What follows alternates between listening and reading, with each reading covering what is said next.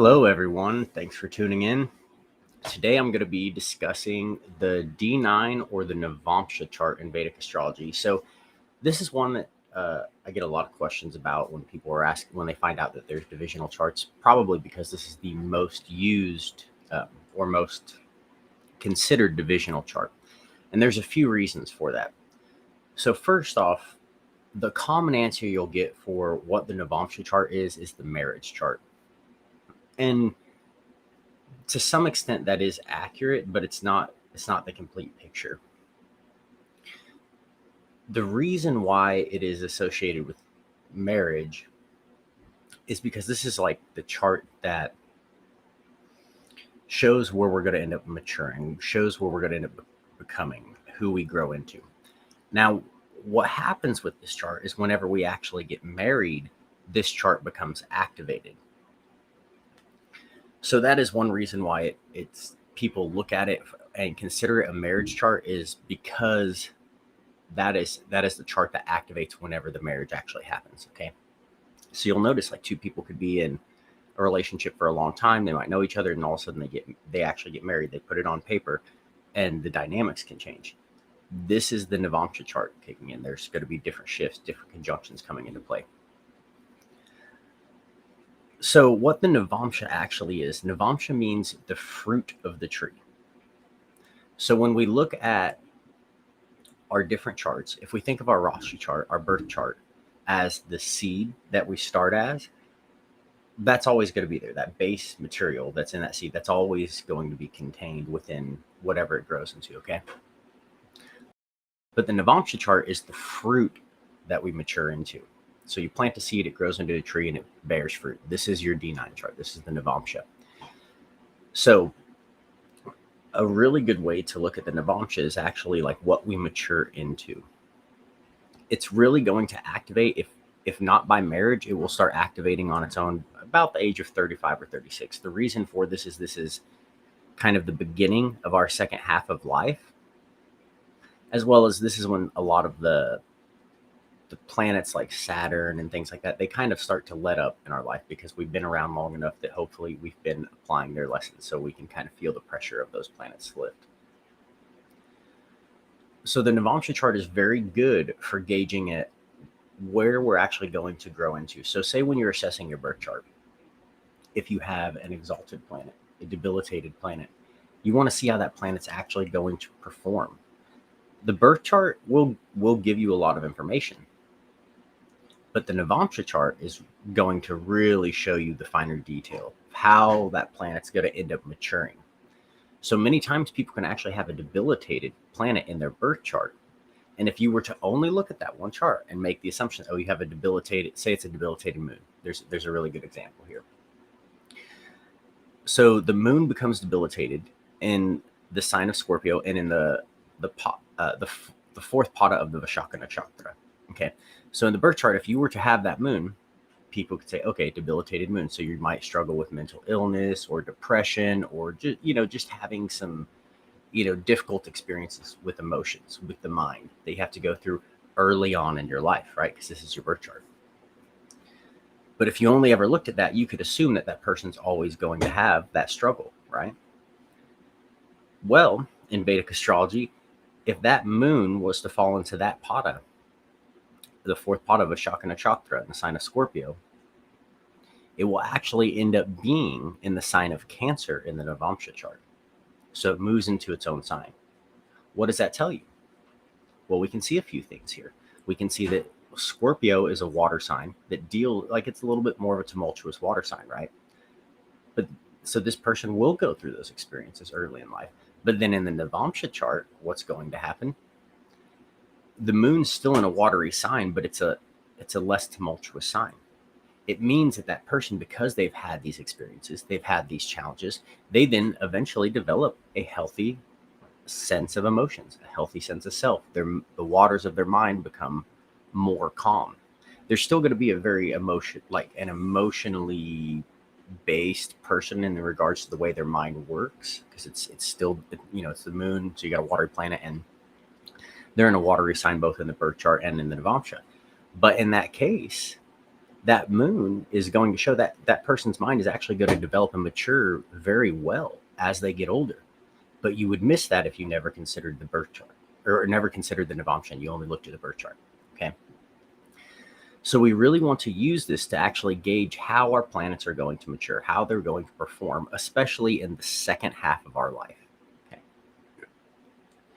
So I have a couple charts here that are very interesting examples of this, and I'll actually throw these up. So this would not typically be the type of chart you would use when analyzing the Navamsha for a few reasons. Most people would pick a chart with like a marriage or something like that.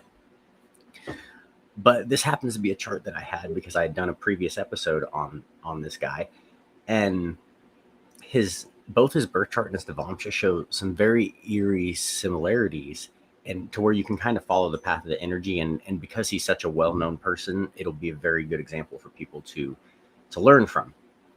So let me pull up his birth chart, and who we're going to be looking at is the chart of Jeffrey Dahmer. Let me get rid of this here. Okay. So for those of you who are not familiar with how to read a Vedic chart, I'm just going to keep this very simple. This is what's known as a North Indian style chart.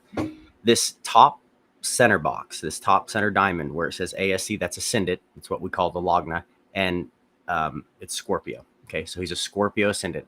In the North Indian style chart, the houses are always going to stay the same. So this first box is always going to be the first house, and then you count counterclockwise. So then this one here with Sagittarius becomes the second house.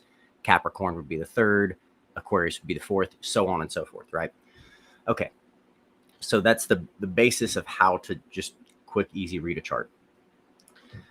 So first off, the sign of Scorpio for Jeffrey Dahmer. Well, those of you who don't know, Jeffrey Dahmer was a serial killer. He was a cannibal. He ended up taking young men home, and he would kill them and cannibalize them. The reason he did this is because he felt it was a way to connect with them, like in a spiritual way. That's how he kind of described it if you listen to his interviews. So where we really see a lot of this detail come in is when we look at the nakshatras. And this is one reason why Vedic astrology is so beautiful, is because of the nakshatras. If we look at his Lagna's nakshatra, which I have all of them listed here for just quick, easy reference for you guys. The Lagna nakshatra is Anuruddha. Okay, so Anuruddha nakshatra is ruled by the god Mitra, who is the god of friendship. Seems like where's that connection come in with someone who's a serial killer? Well, Mitra in the mythology actually many times wants to be so close with other beings, including his brother Varuna, that they will actually merge together into one being. So people with Anuruddha nakshatra, they're very friendly, but they're the type of people that, like, when they hug you, they just like kind of want to become a part of you. They just, they want to feel very, very close and very connected with people. So this being in his sense of self, there was this longing for connection. And if you listen to his interviews, one of the things he would really talk about would how, the reason he went seeking these things out was because he had this longing for connection. He wanted to be with these people, but to possess them. So, like, not in a really healthy way. But we can see that there's this longing to merge with someone. That's kind of the big theme I want to point out here. So, being that he's a Scorpio ascendant, we should look at Mars. Well, Mars is in Pisces with the moon, and Mars is in the sign of Uttara Bhadrapada, which can be a sign that deals with duality, like very deep emotions, and people can kind of have two different sides to them. That's something that can sometimes come through with this Uttara Bhadrapada. So his Mars, and it's in the fifth house, which can deal with sexual energy, romance, those type of things, is there, and it's in a sign of Pisces, which is like duality. So you could even see that this is where he had a bit of an unusual sexuality, an unusual preference compared to like what was normal at the time of whenever he was around. Okay. So we can see these themes, and I could get really in depth into this chart. I've actually done a previous video on it. So if you want to just get deep into his chart, go to my YouTube channel and check that out. I've done a couple breakdowns on different serial killers, Jeffrey being one of them. But a couple other quick things to note here. So we see that he has a Venus in Critica. Venus is our relationships, and Critica is symbolized by the blade or the knife. What did he do? He cut people up. He cut them into little pieces. Sun's also in Critica. So for him, that was like he wanted to possess those people. He wanted them to be part of them. So he would cut them up and consume them. You know, Jupiter in the Mula Nakshatra. Mula is all about like a destruction, tearing things apart. Moon Revati normally being a very spiritual nakshatra. A lot of guides, teachers have Revati in their chart, but Revati is also like a shepherd, a guide. So sometimes it can deal with guiding people from one life to the other. And that could be in a healthy way or unhealthy way. And we see in Jeffrey's case, it was a very unhealthy way. So we can see a lot of different interesting things going on. Even the Rahu and Leo in the 10th house in Uttara Palguni. Uttara Palguni is all about relationships. It definitely has a strong sexual and creative charge to it as a nakshatra. And Rahu, anytime it goes into the 10th house, especially in a sign of Leo, it's either going to make you famous or infamous. That's going to happen. Okay. But that's the foundation of his chart. But how does it develop in the Navamsha? How can we use the Navamsha to actually see how are these planets going to mature? Are these tendencies going to be something that he would have been able to get over? Or are they something that actually would have gotten stronger as he got older, moved into his second half of life? Well, let's look at his Navamsha chart. Here we see Leo ascendant, again in one of the Palgunis.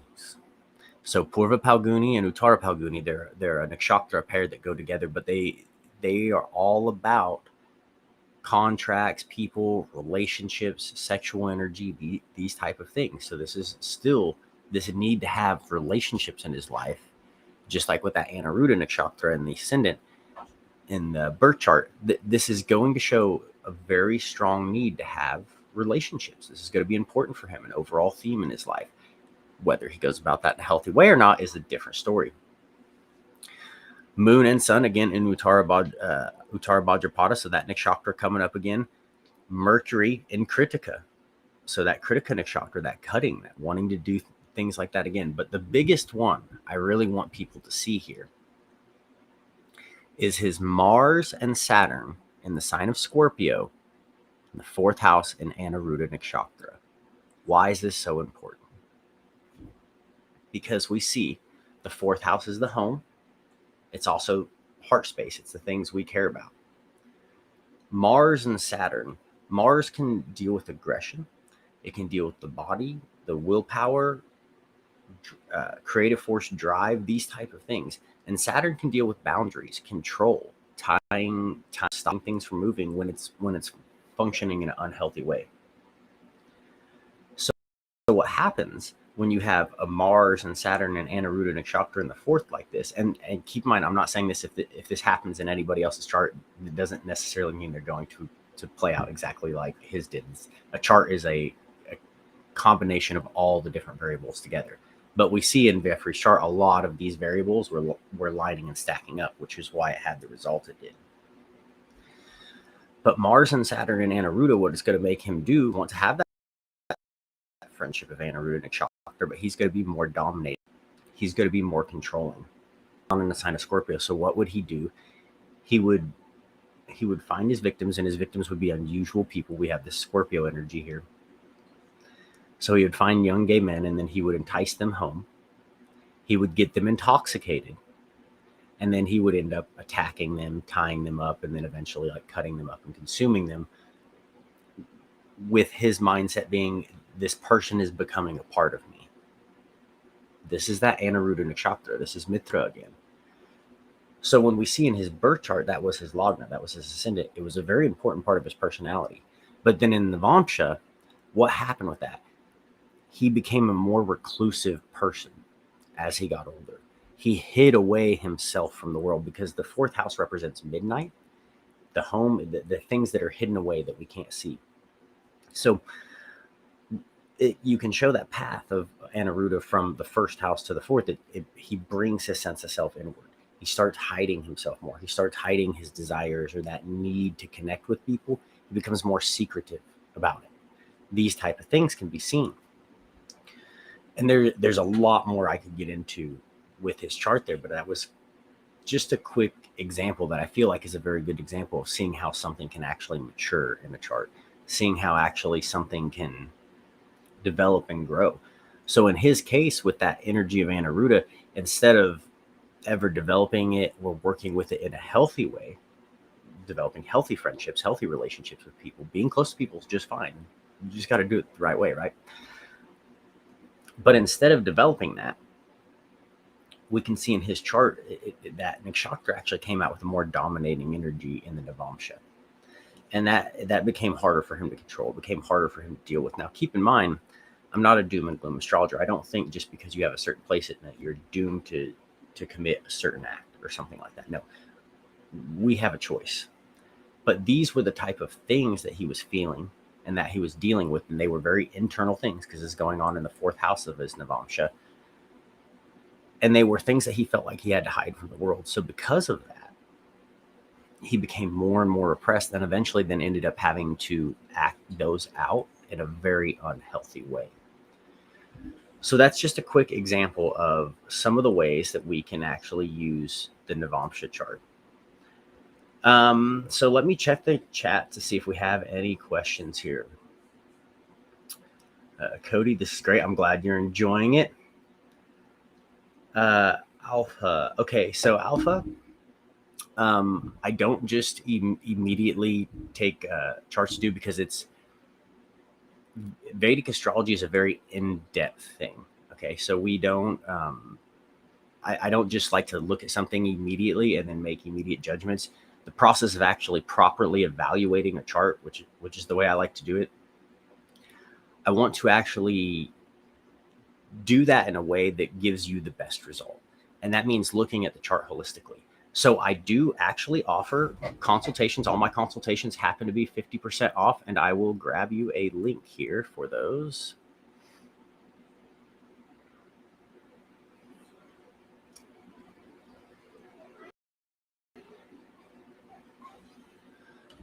So you can use that link to go check out my consultations, which are all 50% off. And I offer a variety of them. But yes, I would be happy to look at your chart. Go look at getting a consultation, and we can definitely dive into that. If you have some specific questions about the Navamsha chart or how to use that, or if you happen to already know your Navamsha chart and you have a specific question, I am happy to answer some questions while I'm on here. Cody, I appreciate that. He said my consultations are well worth it. Yeah, I appreciate that very much. Cody himself is well studied in Vedic astrology, and we spend a lot of time looking at charts. So it's something I very much enjoy. So does anybody have any questions on the Navamsha chart, how to read it? Do you have any specific examples you guys might like me to look at or compare before I wrap this up?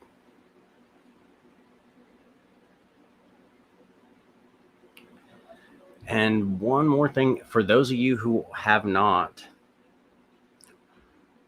got my free courses that I've put out, you can go to this link I'm posting in the comments, and you can use that to download 2 free courses. So it's going to have you enter your email, and it will ask you to confirm your email. I've actually noticed I've had quite a few people try to sign up and they forget to confirm their email.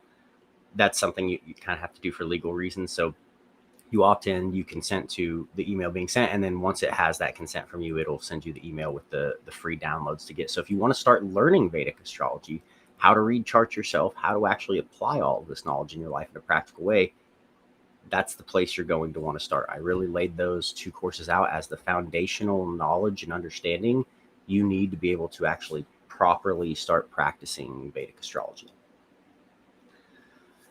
So if there's no other questions, guys, thank you for tuning in. I hope you guys found this valuable, and I will see you in the next chat.